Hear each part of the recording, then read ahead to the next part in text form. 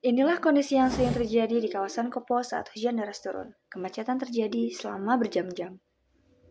Halo, saya Sarifah Yulianti, mahasiswa jurusan Administrasi Publik UIN Sunan Gunung Jati Bandung. Di sini saya akan menjelaskan bahwa penyebab kemacetan utama di kawasan Kopo itu bukan semata-mata karena tingginya volume kendaraan, tetapi juga karena banjir yang terus berulang. Kenapa sih harus Kopo? Kopo merupakan jalur strategis penghubung antara kota Bandung dan juga Kabupaten Bandung, sehingga aktivitas di sana lumayan cukup tinggi. Tapi perlu diketahui juga bahwa Kopo dinilai sebagai salah satu titik kemacetan kronis di kota Bandung yang hingga saat ini belum ada penyelesaian secara efektif. Memang, berdasarkan data tahun 2025, jumlah kendaraan bermotor di kota Bandung itu mencapai 2,39 juta, dengan dominasi sepeda motor sekitar 1,81 juta atau sekitar 75%. Ini penting dicatat karena sepeda motor merupakan kendaraan yang paling memperparah kondisi kemacetan karena mereka sering mendominasi dan mencari ruang di sisa-sisa jalan yang tidak tergenang. Namun, fakta di lapangan menunjukkan bahwa kemacetan terparah itu tidak terjadi setiap hari.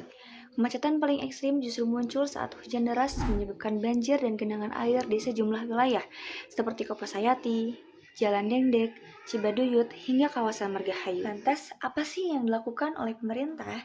Jadi, pemerintah telah meresmikan Flyover Kopo pada tahun 2023 oleh Presiden Joko Widodo sebagai upaya untuk mengurangi kemacetan.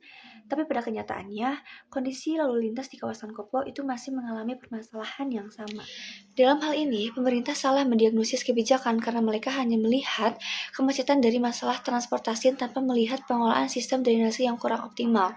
Tidak ada integrasi antara Dinas PUPR dan juga Dinas Perhubungan dalam mengelola kemacetan dan banjir di kawasan Kopo. Bahkan, penambahan kapasitas jalan itu malah cenderung menarik lebih banyak kendaraan tanpa menyelesaikan persoalan banjir sebagai akar masalah utama. Dengan kata lain, selama banjir masih terjadi, pembangunan infrastruktur transportasi saja itu tidak cukup menjadi solusi yang berkelanjutan.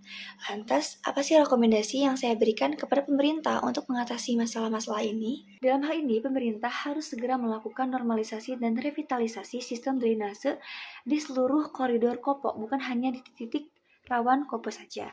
Nah, harus ada koordinasi yang kuat antara Dinas Perhubungan, Dinas PUPR, Dinas Sumber Daya Alam dan Bina Marga, pemerintah Kota Bandung, pemerintah Kabupaten Bandung, bahkan BPBD agar penanganan banjir dan kemacetan itu segera terintegritas dan juga berkelanjutan. Sudah saatnya permasalahan banjir dan macet di kawasan Kopo menjadi prioritas utama pemerintah dalam membuat suatu kebijakan.